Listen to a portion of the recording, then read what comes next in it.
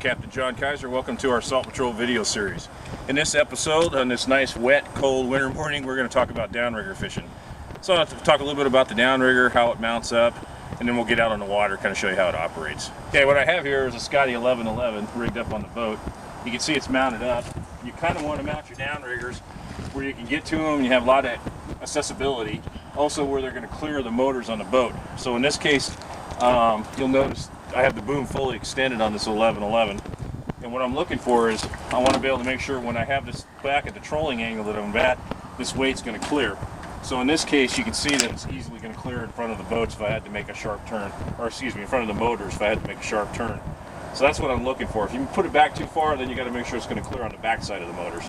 So that's something to think about when you mount them. In this case, North River, they know exactly where they go, so it was real easy for me to put them on. So once you get her mounted up and you got it out there, boom length is a preference, and again, it has to do with the length of the boat and your motors. You usually want a shorter boom as you can get away with because it's just easier to handle. In this case, we're running several downriggers on a boat this size, so we have them fully extended. That way it allows us to run 3 downriggers and troll and make turns without everything tangling up.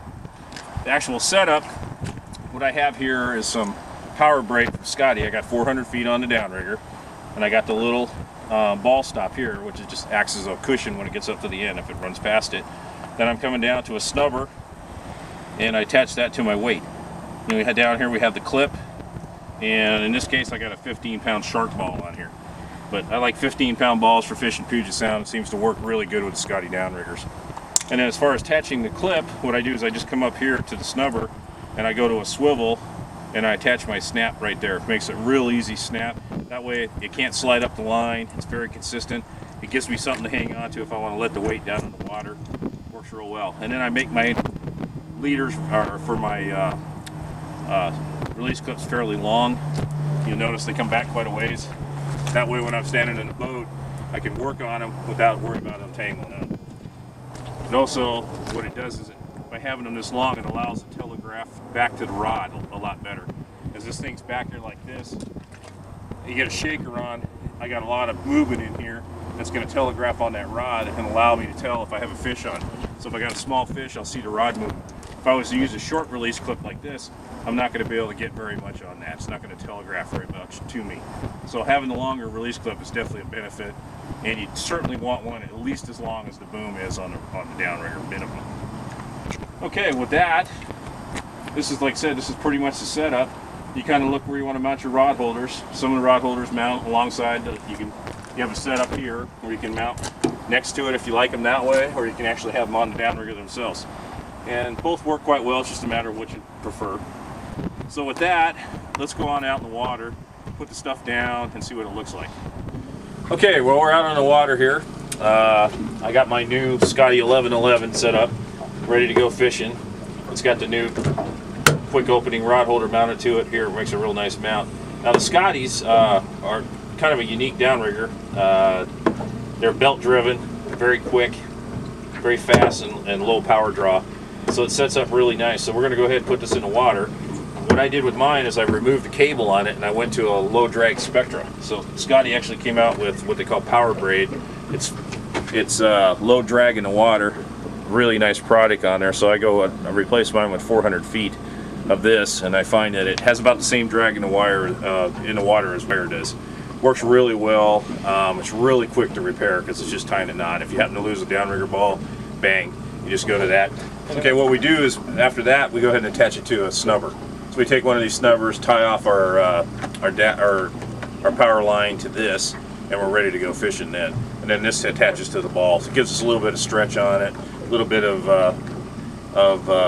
you know, if you start hitting the bottom, we're bouncing the bottom a lot like we are today in the wintertime.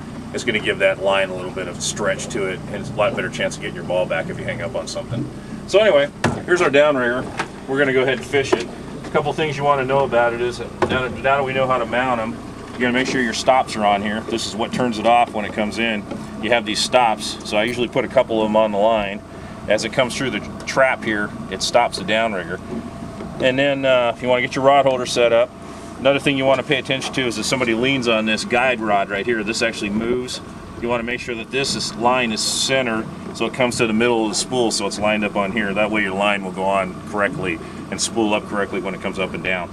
So the Scotty's basically electric up and manual down. Now the way we fish these, as you can see, this one's tied up. It's got a knot on it, ready to go. So I have mine attached to right here, so I'm ready to go. I just pull it in a little bit.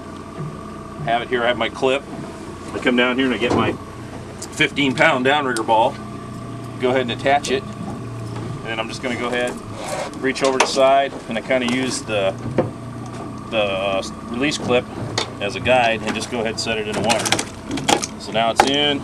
Now you can see where my stoppers are. If I go ahead and put the Scotty in automatic, it's going to come up.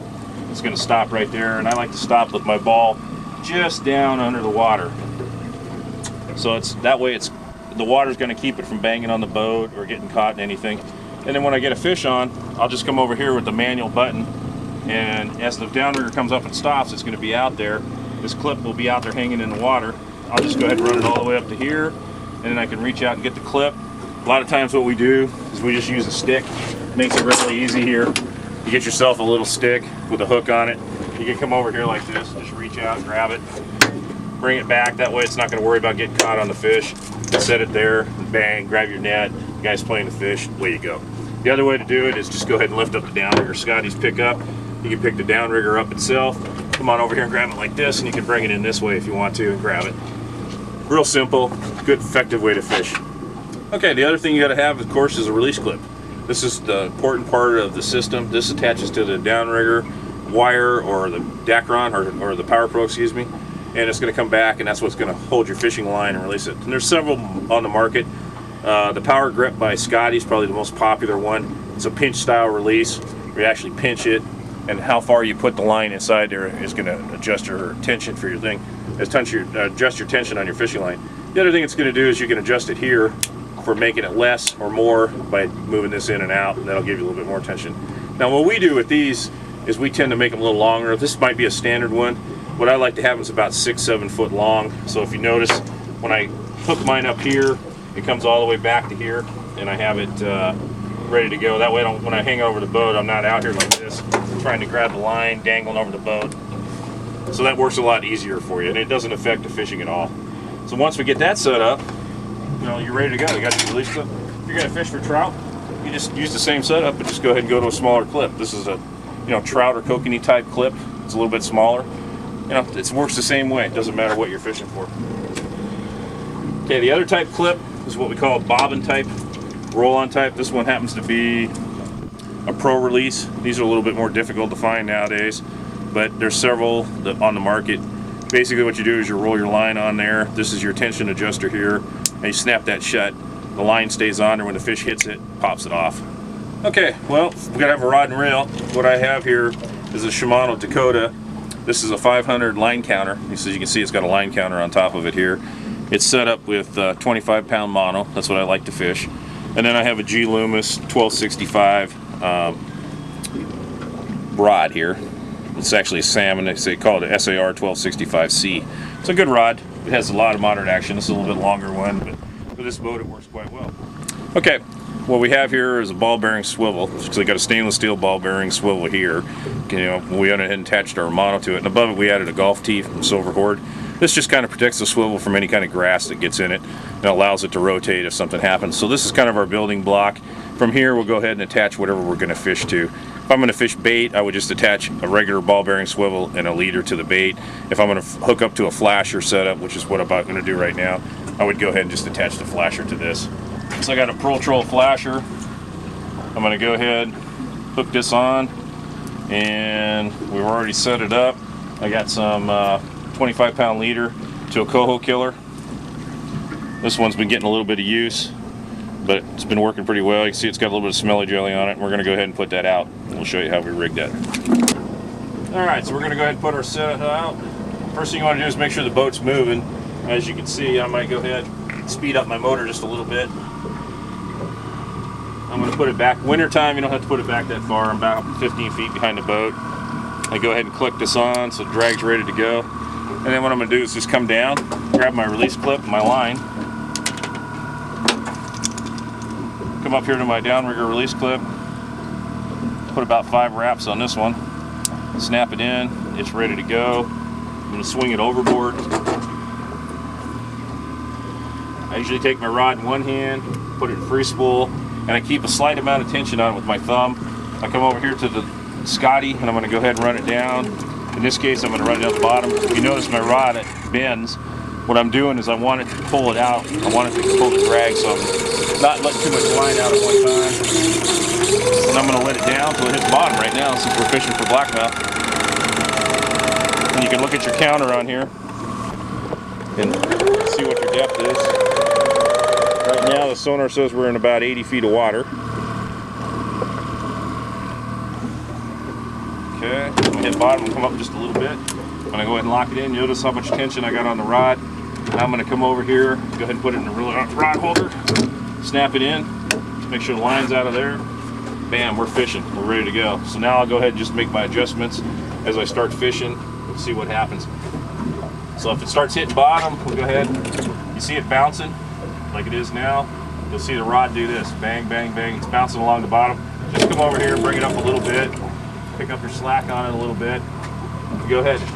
Now at this point, we're fishing. I'm going to go ahead, I'm going to be watching my sonar. I want to look at the sonar and see what's going on down there. Here we get it on the structure scan. So I'm scanning 400 feet on either side of the boat, looking for bait. I don't see any at the moment, so I'm going to move out a little bit deeper. And we're in about 80 feet of water. So the down scan side says there's nothing going on here. I don't see any good structure, so I'm going to move the boat a little bit out farther and see if I can find anything. Okay, so what's going to happen now is if a fish hits it, you're going to see it's going to move, and then the rod's going to pop up. When it pops up, just come over, grab your rod, lift it right out, go ahead, and you're going to play the fish. So they got the fish on. I'm going to reach over here, and I'm going to put the Scotty in automatic, and it's going to come up by itself and park itself. And I'm just going to take my time and play my fish. And it's pretty much downrigger fishing. Very simple, easy way to fish. Allows me to cover a lot of ground, look for fish, and get the gear down to the depth the fish are at. So it's a very effective way to fish. I'm going to go ahead and put this one back down. Hopefully we'll get a fish on here in a minute.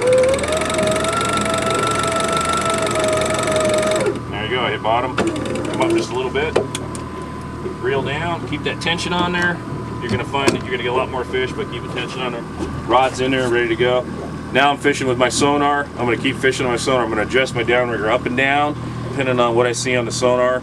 If I see, it's a continuous game. You don't want to just leave it there. As you go deeper, drop it down deeper. You see bait fish, drop it down where the bait fish are.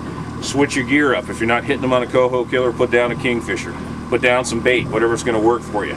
But that's the trick with downrigger fishing. It's very versatile, very quick way to fish, and a very good way to cover a lot of water. Anyway, I'm Captain John Kaiser, and we'll see you out on the water.